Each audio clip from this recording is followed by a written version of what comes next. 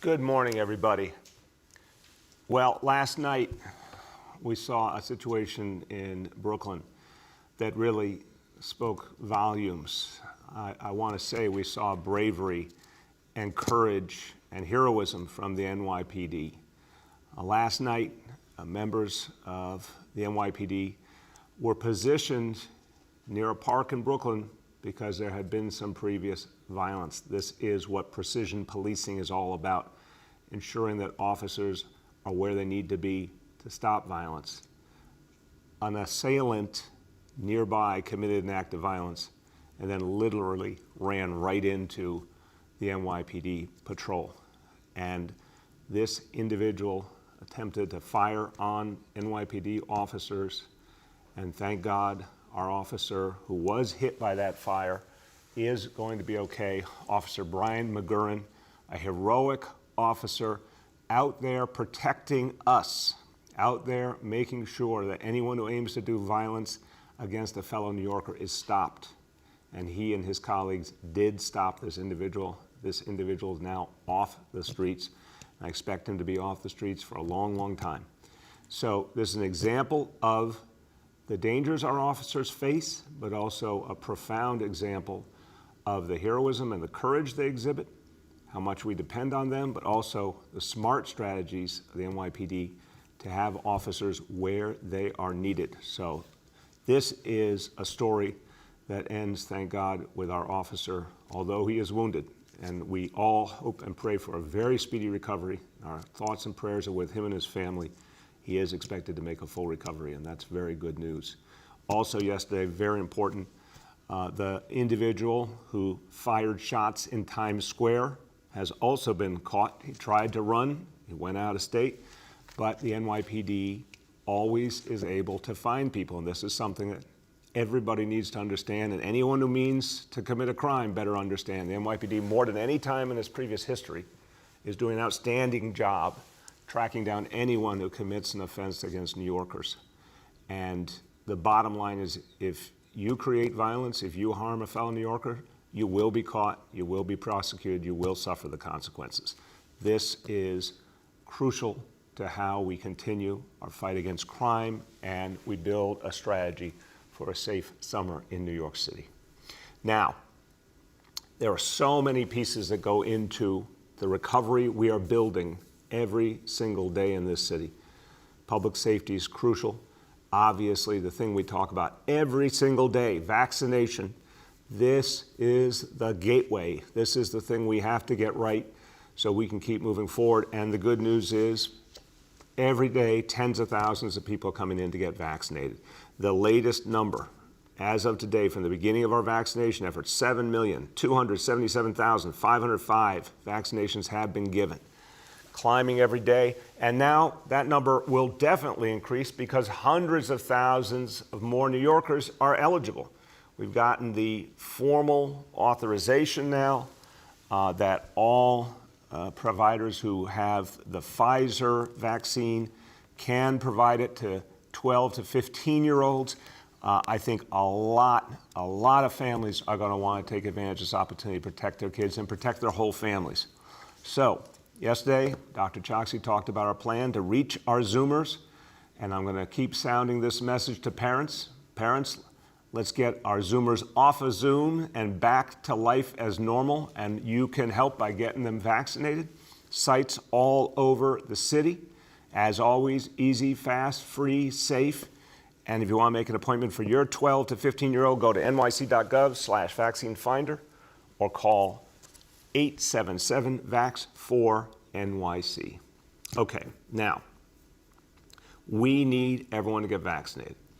So we know we have to make it convenient, we know we have to make it easy, we know we need opportunities for people to speak to their trusted community voices, doctors, et cetera. We're doing all that. But we also know that incentives help, they really do.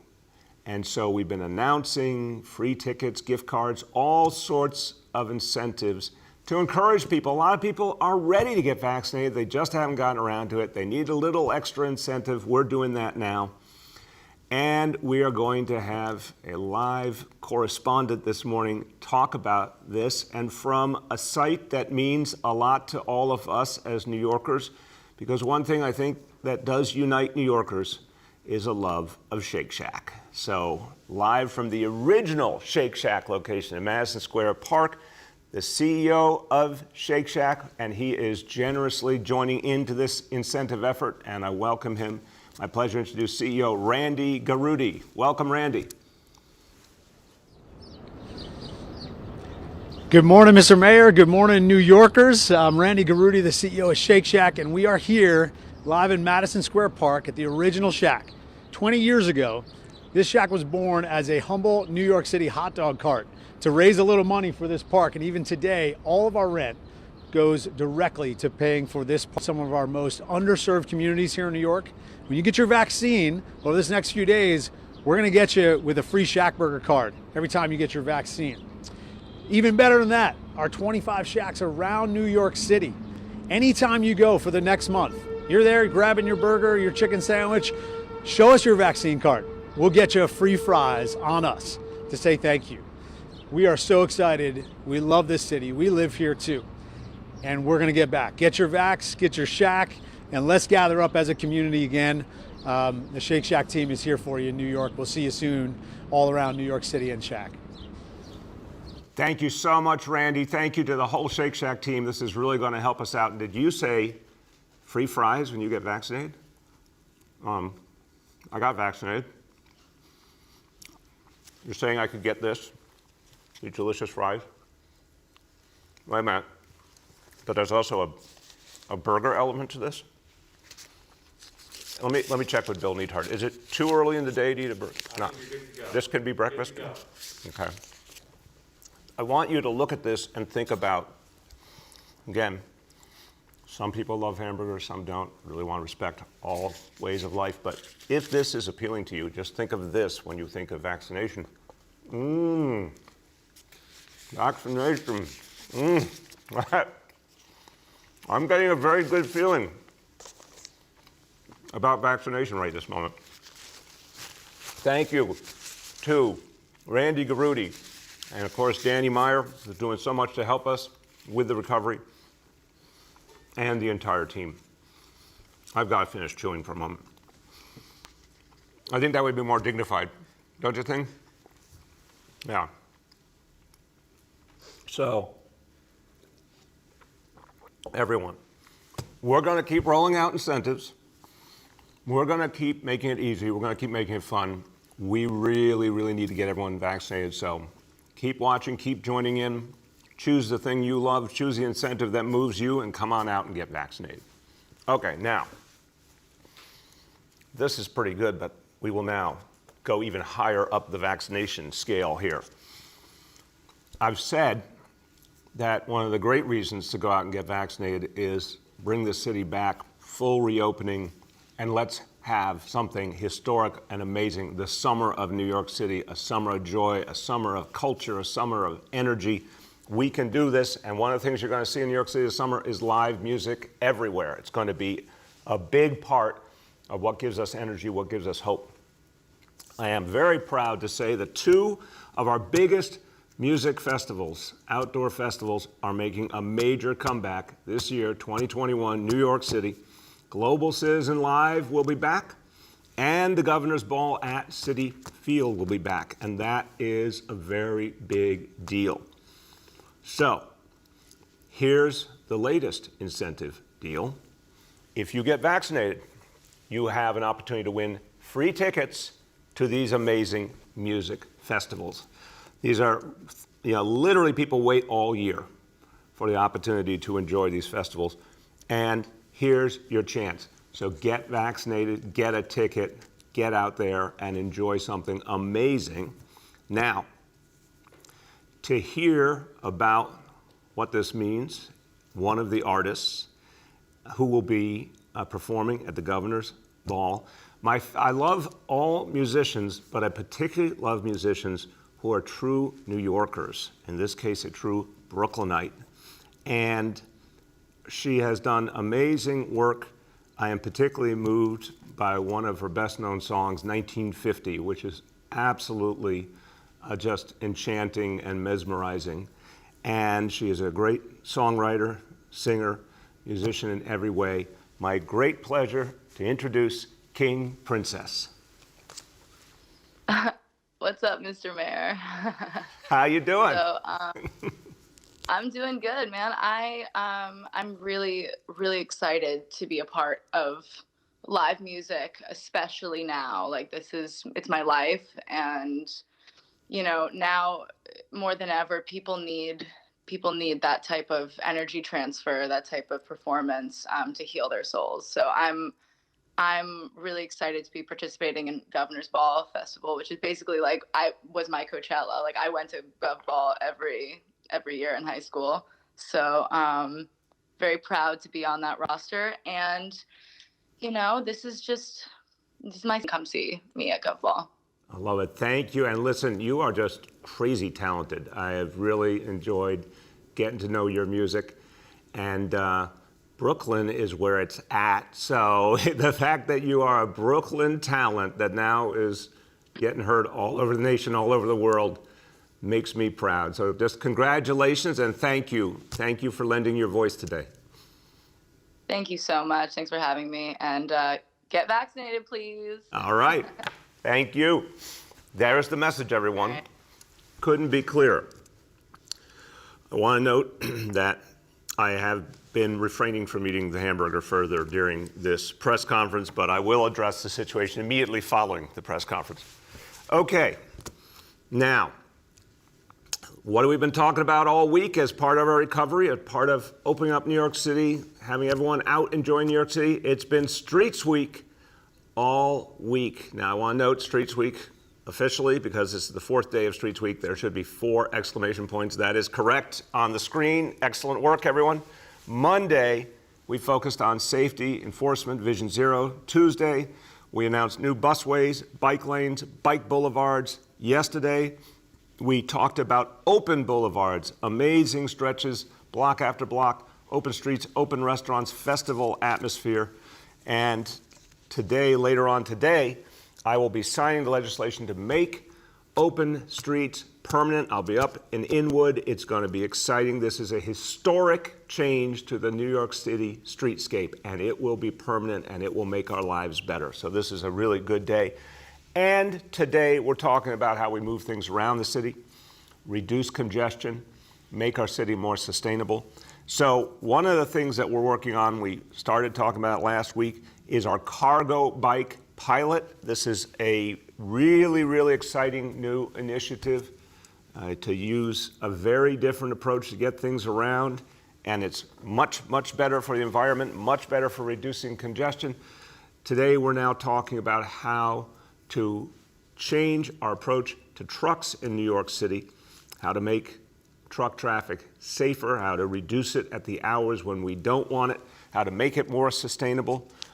We're going to take things that have worked. We're really excited about ways to get alternatives going, like the cargo bikes. We have the NYC Clean Truck program. We want to focus on sustainable approaches, different approaches. One of the things I've long believed we could do more of is encouraging overnight deliveries by trucks, deliveries to stores, off-hour deliveries. So we're making changes to make that easier, expanding certain loading zones, taking actions to support and provide resources to small businesses so it will be more appealing for them to get those off-hour deliveries. If we can get trucks out of the way in the times when most people are out and get those deliveries to be off hours, that's going to be better for everyone. And every time we reduce traffic, obviously there's a Vision Zero impact too. Safety first. This plan helps us move forward with it. Details, if you want to see the details, go to nyc.gov/smarttruck and get a look at what the future will be as how we create a more sustainable approach to this city. Now, I said Vision Zero, and I'm going to keep saying Vision Zero. This is one of the things I'm proudest of. We started in 2014. There were plenty of naysayers. There were plenty of people who said it wouldn't work. There were plenty of people who said New Yorkers wouldn't stand for it. New Yorkers came to believe in Vision Zero. It has worked. We got a lot more to do. but it's the right approach, and we're going to keep building on it. And I have an announcement today about the place that was synonymous, not just for a year or 2 years, for decades. Queens Boulevard, tragically, was synonymous with the problem of horrible deaths on the road, pedestrians, motorists, cyclists.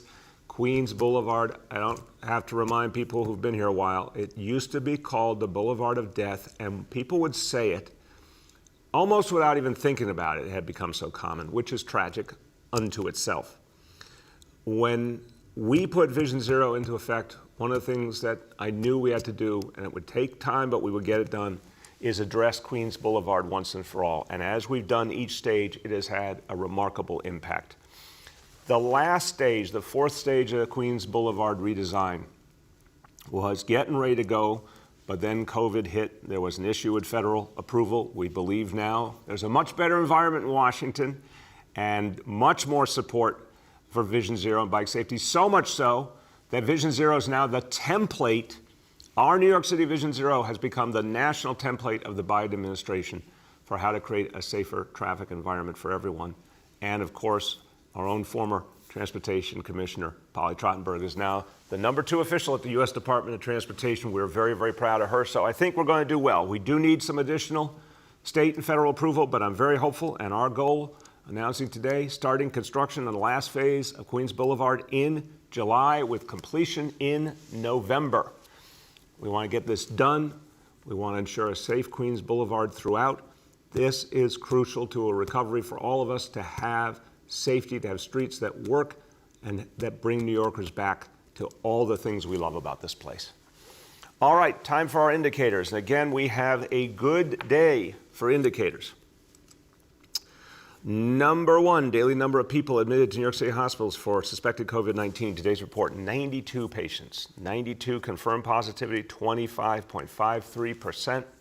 Hospitalization rate keeps going down, 1.19 per 100,000. So we're well below threshold.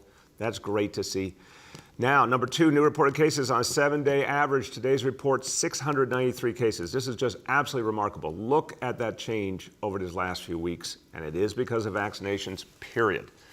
And number three, percentage of people testing positive citywide for COVID-19. Today's report on a 7-day rolling average, 1.81%. Continues to go down. Let's keep it going down. All right, a few words in Spanish. And today's topic, one of my very favorite topics, the summer of New York City. Este será el verano de Nueva York. Música en vivo. Los mejores músicos del mundo. Todos aquí mismo. Si usted quiere ir a los conciertos más grandes, póngase la vacuna. Le daremos a usted una entrada gratis para los grandes festivales de música. Es gratis y seguro ponerse la vacuna. El verano de Nueva York empieza con usted. With that, let's turn to our colleagues in the media. Please let me know the name and outlet of each journalist. We'll now begin our Q&A. As a reminder, we're joined today by Dr. Choksi, by Dr. Katz, by DOT Commissioner Hank Gutman, and by DOT Deputy Commissioner for Transportation Planning and Management, Eric Beaton. First question today goes to Erin from Politico. Mr. Mayor, I'm just wondering if you can talk a little more about the vaccinations of younger people. Is that happening right now? Has the city already begun to give those vaccinations? And, what are you seeing just in the first hours and day of, this new population being part of the effort? Let us get a live action update from our own Dr. Dave Choksi. Dave. Thank you, Mr. Mayor, and thanks, Aaron, for the question. We're very excited, of course, about this other hopeful milestone in our vaccination campaign. We've seen just overnight hundreds of appointments that have been made at city sites, and I expect that will get into the thousands over the course of today. And yes, people between the age of 12 and 15 have already been vaccinated as of this morning with the Pfizer vaccine. We're seeing lots of smiles, lots of happy parents. Excellent. Thank you, Dave. Go ahead, Aaron. Okay, great. And then, on another topic, the first debate in the mayor's races tonight, are you going to be watching? And, have you formed any impressions or opinions at this point on how the candidates are doing? Aaron, I will definitely be watching. I think it's an important moment. I think it's obviously time for New Yorkers to start focusing more intensely. This election's a little under 6 weeks away now. And this is the kind of thing that's going to give people a lot more information. So I will keep my observations to myself for now, and at a certain point I might choose to share more. But I do think this is the kind of thing that will actually really start to focus people's energies. The next is James Ford from Pix 11. And good morning, Mr. Mayor, and to everyone on the call. Good morning, James. How you doing? Doing great, particularly not only with the weather, but with this news about Shake Shack, which actually is related to my question. Earlier in the week, as I recall, someone mentioned incentives for people who've already gotten vaccinated, as opposed to incentives to get people to get vaccinated. Can you talk a little bit more about that? My impression is, for instance, that this French fry initiative, when you show your Vax card, is actually an incentive for people who've already been vaccinated. Am I right about that? And are there any plans to maybe have additional incentives for people who made the decision to get their vaccination? James, I want you to look at these French fries and just think about how great it is to get vaccinated. Yeah, look, we love what Shake Shack is doing. We have seen other examples that really encourage people after the fact. That's great when we have incentives like that. Krispy Kreme did that. I personally participated. I found it very rewarding. So I love those kind of incentives. But we also think there's ones where you get the opportunity, you get vaccinated, and then that activates the opportunity. Those are particularly powerful. Like the idea of you get vaccinated, that qualifies you for the opportunity for free tickets to these concerts that so many people want to get into. So both have value for sure. What I want to make sure is that we constantly send the message that it's important to get vaccinated, it's a positive experience, it's a fun experience, and there's lots of different ways to get rewarded in the process. Go ahead, James. Thank you, Mr. Mayor. My next question is on behalf of my colleague, Nicole Johnson. Can you talk more about this shooting this morning of the NYPD officer, and more broadly, address people's concerns that the city is getting more dangerous? A lot of folks feeling, especially in a case like this, when an officer gets shot, that despite the city's continued focus, messaging about still being safe overall, that in fact, it just feels much more dangerous to be in and around the city in any location.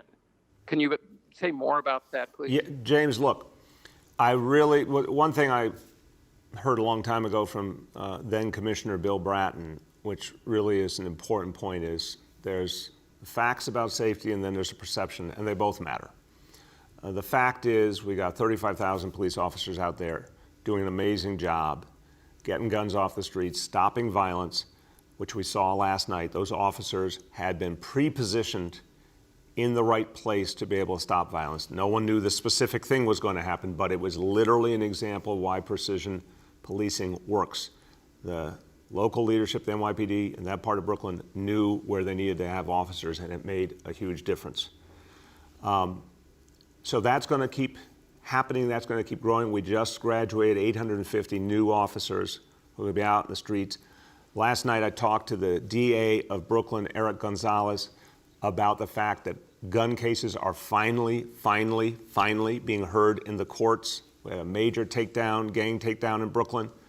We are now finally able to bring to justice people who are using guns against their fellow New Yorkers. So you're going to see a lot of things move now. The perception is something we also have to address, unquestionably. And we address that perception by constantly showing the impact of the prosecutions, the gang takedowns, the precision policing. But we also address it by bringing back the city in all the other ways. Because I keep saying, and I really believe it, the rebirth of New York City, the activity, the energy, the jobs, the economic recovery supports the public safety turnaround and vice versa. So we're going to do them all together. The next is Katie Honan from the Wall Street Journal. Hey, good morning, Mayor de Blasio. How are you doing? I am doing okay, Katie. I got my little assist here from Shake Shack, so I am prepared for your question. I heard you were going to buy lunch for your whole staff today. That's so sweet of you. That's very nice. Katie, I want to deny those vicious rumors. I think it's really, thank you, Katie, for shedding truth on the fact that there is misinformation being spread, and we're going to stop that from happening. I think what I heard Bill Neidhart is buying lunch for the whole staff, and Bill Neidhart is just an outstanding American. I want to thank him for that. I got my bills mixed up. I'm so sorry. Yeah, that's it. That's a perfectly natural mistake, Katie. It's fully understandable. My question is something that I know has come up and been asked. When do you think senior centers will reopen in New York City? I am very hopeful. I'm going to turn to Dr. Choksi, who's been working very closely with our Commissioner for the Aging, Lorraine Cortez Vasquez. No one in New York City more than Lorraine wants to reopen senior centers. I definitely want to reopen senior centers. Now, as we've said from the beginning, the single most vulnerable group of people has been our seniors. And putting people together in a small space, it has to be done very, very carefully. But it will happen because we're well on our way to reopening everything. So let's see if Dr. Choksi has any more fine-tuning on the decision timeline.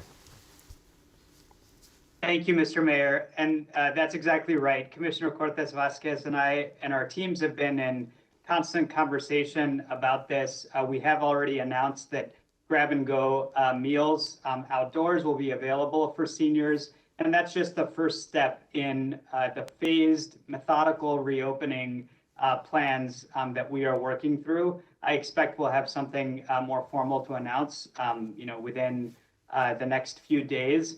But it will mirror what we do for all of the settings where we are most concerned about COVID risk. And that means starting with outdoor activities, ramping up to indoor activities, making sure that we have the public health precautions in place.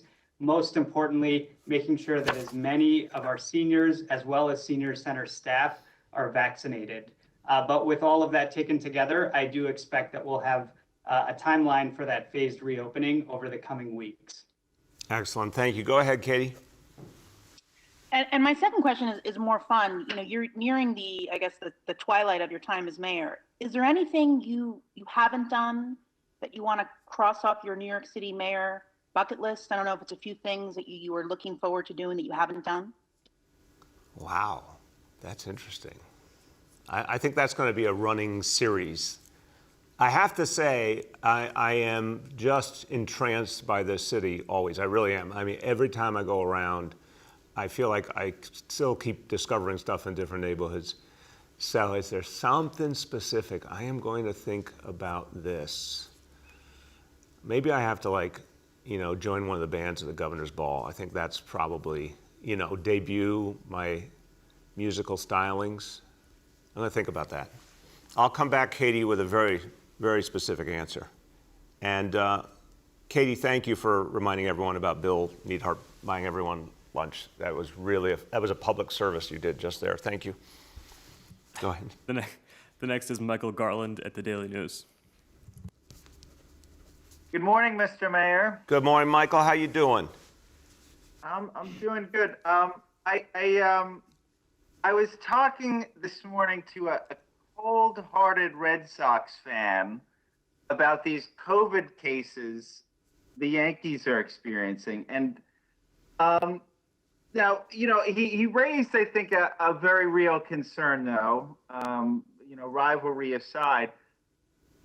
Several of these cases are breakthrough cases where, folks got the vaccine but are testing positive for COVID. And I was wondering if you or Dr. Choksi could, talk about the implications of that and, what the city is, what that means, right? And what the city is doing to kind of figure that out, to address that. Yeah. Yeah, Michael, it. I'll turn to Dr. Choksi. I would say, I think it's always fair to ask about something that looks aberrant. But I'd also say, at least to date, when something is aberrant, let's remember it's aberrant. So overwhelmingly, what we are seeing, and the numbers are screaming it, is vaccinations are working. They're greatly reducing COVID. They're working in people's individual lives. There's always exceptional situations, but we had such concern, for example, rightfully, about variants. We've had so many moments along the way where people really ask questions with tremendous concern and nervousness, and what we've seen with extraordinary consistency is the answer is vaccinations work, and they change the whole environment profoundly. But there's always exceptions and details to account for as well. So Dr. Choksi, why don't you speak to that? Thanks, Mr. Mayor. You covered the most important point here, which is let's not lose perspective about the truly astonishing effectiveness of the COVID-19 vaccines that we have. They're particularly effective to protect against severe disease, but we now have growing evidence that they protect against both infections as well as transmission of infections as well. So that is the big picture, which we have to always, keep our eyes very clearly focused on. We do know, both from our own investigation in New York City, as well as coordinating with the CDC, that vaccine breakthrough cases will occur. This is an expected phenomenon because the vaccines are not 100% effective, even though they are nearly that. And so what we do in those cases is we ensure that we have an understanding to detect any patterns that may underlie those vaccine breakthroughs in terms of epidemiological characteristics, associating it with different variants. And thus far, what we have found, again, both in New York City and nationally, is that the rate of vaccine breakthroughs is very, very low. And I think that's the most important part that we have to remain focused on. Thank you. Go ahead, Michael. All right. Thanks, guys. Now that you've had a few moments to think about Katie's last question there, you talked about your vocal stylings. Do you have any songs in mind that you'd like to sing for us at the Governor's Ball? I mean, could you give us a little more specifics here? Absolutely. I want to, I was very, very pleased. One of the great things about having the youths in your life is that they expose you to new music. And so my kids helped me get to know about Princess Nokia, who will also be at the Governor's Ball. And I think I need to join her for a song I love, Brujas. There's a particular line in there with the word energy in it that I think I want to join the chorus for that. So that's one of my wishes right there. You can follow up and do your research on that, Michael. The next is Paul Leota from the Staten Island Advance. Hey, good morning, Mr. Mayor. Hey, thank you for Paul. my question. How you doing today? I'm well, sir. How are you? Good. Great. I just wanted to follow up on my question regarding the ferry service yesterday, 2 days ago. I spoke with one of the guys from the union that represents the workers. His position is sort of that the hiring challenges go back over a decade. So I'm hoping to get a sense of, where we are with hiring and how long this has been an issue. Paul, we got two of our colleagues from DOT, Commissioner Hank Gutman and Deputy Commissioner Eric Beaton here, so I'll turn to them in a second. I would just say I always believe in a can-do approach. So even though we're in a really unusual moment coming out of a pandemic and the whole labor market's been roiled and everything, I'm still working from the assumption we're going to find our way forward. May take a little bit of time, but we'll get there. But to your question of where things stand and how that compares to the history, let me see if Commissioner Hank Gutman or Deputy Commissioner Eric Beaton, who wants to jump in here? I'm happy to. Good morning. Good morning, Mr. Mayor, and happy Streets Week. That's 4 exclamation points, Hank. Absolutely. Okay. Absolutely. And I'm a little disappointed not to be with you today, given the Shake Shack. But the answer on the ferry is that the requirement that we hire people who have particular skills and are certified by the Coast Guard is a long-term institutional issue. And obviously COVID set us back on all of this. But the instructions we received from the mayor and the instructions that I have shared with the team is that we're to do everything humanly possible within the limits of the law to get this back up as quickly as we can. So yes, it's a long-term problem, but now we have new needs. Bringing on the OLIS lines obviously complicates things because people have to be trained on the new boats. But the instruction to the team is to spare no effort and do whatever we need to do. So I appreciate the question. I appreciate the concern. And we will do everything we can. Amen. And we're optimistic. We're optimistic about an outcome. Thank you. Stay tuned. Deputy Commissioner, you want to add anything? I don't know he's there. Deputy Commissioner Beaton, I guess that's a no. Okay, Paul, go ahead. Deputy Senator. Who's up? Am I going? Paul? Yeah, go ahead, can you Paul. hear me? Yep. Okay. Just to follow up on that, for Commissioner Gutman, I'm hoping to get a sense of how competitive compensation is for guys who work on the ferry compared to, say, cruise lines or other ferry systems around the country. Where is our compensation stand in comparison to other areas? Yeah, I don't know. I'll just jump in first, Paul. I don't know if Commissioner Gutman is an expert at this moment on that comparison. If he has an easy answer, great. If not, he will get back to you after we do this. Hank, you have anything to add there? No, we'll get back on that. Thank you, Mr. Mayor. Thank you. The next is Julia from the Post. Hey, good morning, Mr. Mayor. How you doing? I'm doing well, Julia. How are you? Well, you have us all craving burger and fries this morning. So, and is that a large soda you have there? Look again. Look again, Julia. See, I want this to be synonymous with vaccination. I want to do full disclosure. This is a Shake Shack cup with water in it. I think soda would have been a little much for me this morning. Yeah, I would say your predecessor would be upset by that. That's true. Okay, on to a couple more serious questions. There was a survey by the Brooklyn Chamber of Commerce that found 64% of borough businesses were having trouble hiring. Live hearing versus remote, just like in the Crown Heights area that they're. Yeah, but Jillian, I'm just going to interrupt and then I will definitely let you finish your question.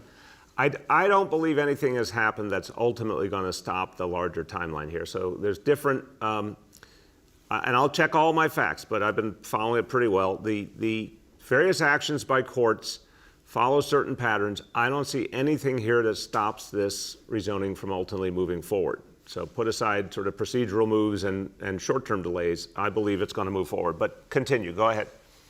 Okay, well, that is ultimately my question, but let me get there first. The other one was that there are only 2 bidders for the East Side Coastal Resiliency Plan, which is kind of odd that there were only 2. And one of them is suing the city now because, specifically DDC, because they say that the agency didn't follow its own protocols. So that's been delayed because the city has agreed for 30 days to not award a contract and then another 30 days to not register it, and it's already been delayed 5 times. So considering that this particular plan was chosen because it was supposed to be faster, even though it's more destructive and it destroys an entire park, the East River Park, is it, that's something to consider in the idea. But I wanted to pull these all together because you've got this almost rush, as some of the community groups think, like Voice of Gowanus and East River Park Action, to get this stuff done while you're still in office, while Brad Lander's still in office, while Steve Levin is still in office. But it doesn't look like they are going to start while you're still here the last year.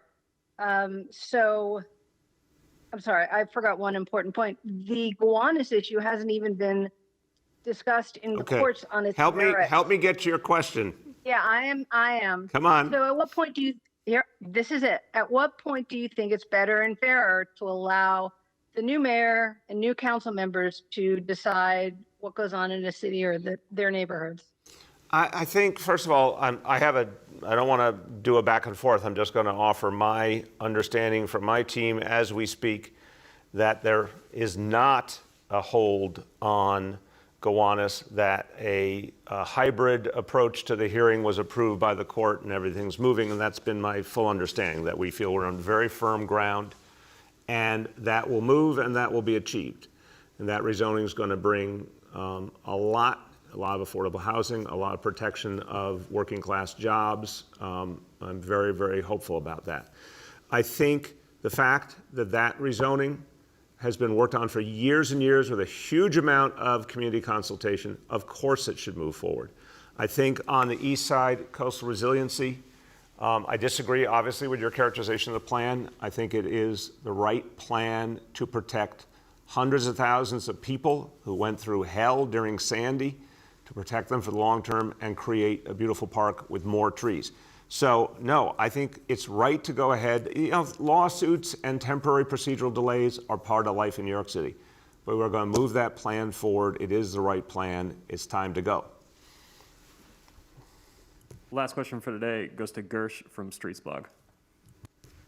Well, how are you, Mr. Mayor, on Streets Week, day 4? Day 4. We need like a big Roman numeral to come up, Gersh. I need like a graphic that comes up underneath me here. Like the Super Bowl LIV. Correct. Anyway, I do have to say, I know it's de rigueur in the press corps to make fun of you when you're eating, but I actually like how much you enjoy eating New York food. So I'll just throw that out there. Thank you, Gersh. Gersh, you know, even though sometimes we tangle, we see eye to eye on many things, I will always remember your kind contribution of sourdough bread at the height of the crisis. So we agree on food. We may not agree on punctuation because, as anyone knows, day 4 of Streets Week should also have four exclamation points. And you can see it's very graphically appealing, Gersh. I'm still only using one. Anyway, I did want to ask you about the Queens Boulevard announcement, which is, for many people in the advocacy community, long overdue. I have to know, though, there weren't any details. Initially, Council Member Kozlowitz in Forest Hills had wanted you to look at a different design for that, possibly put the bike lane in the middle, et cetera. Did you find a way to appease her, or did you just decide to go ahead with the original long plan design that your professionals had come up with? I like your verb choice as always. The council member, I think, honestly felt that what she was proposing was a better approach for the community. And we carefully, truly carefully listened to her, thought about it, looked at, but came to the conclusion it wasn't workable and that the original plan was fair. I think there were some adjustments made, but it's based essentially on the original plan. We need these last approvals, and I know Streets Blog will be constantly monitoring to make sure other levels of government do their jobs, but we are ready to go and look forward to starting in July and being done in November. Go ahead, Gersh. All right, fantastic. And I'm going to shift to the big announcement about the trucking, the freight plan, because as you know, freight is a huge issue. Commissioner Gutman has talked about the massive rise in freight deliveries. This is a bit of a real softball because we're at a bit of a loss because we've gone through the 103-page report this morning, and it's a little unclear what the administration actually believes are the most crucial policies that are outlined there. And I ask it because it's a very aspirational document. It talks about all of the many ways the city must find, for example, more efficiencies in existing systems or promote industry innovation in modal shifts to marine and freight, et cetera, cargo bikes that we've talked about. But what do you think are be the assignment editor. What's the top 3 lines that you think are the thing that every newspaper should carry tomorrow? Be the assignment editor. I love that. Look, to me, this is about getting away from the way we have been doing things. So and I want you, here's my assignment editor approach. We're going to use more rail, we're going to use the water more, we're going to use bike cargo more, we're going to do things differently. And we're going to focus on getting deliveries out of rush hour into overnights, reduce congestion, reduce pollution. There's a lot of work to be done. But what's important here is the city wants to push for all these alternatives and use every tool we have. Some of this, I think, will be achieved with technological improvement.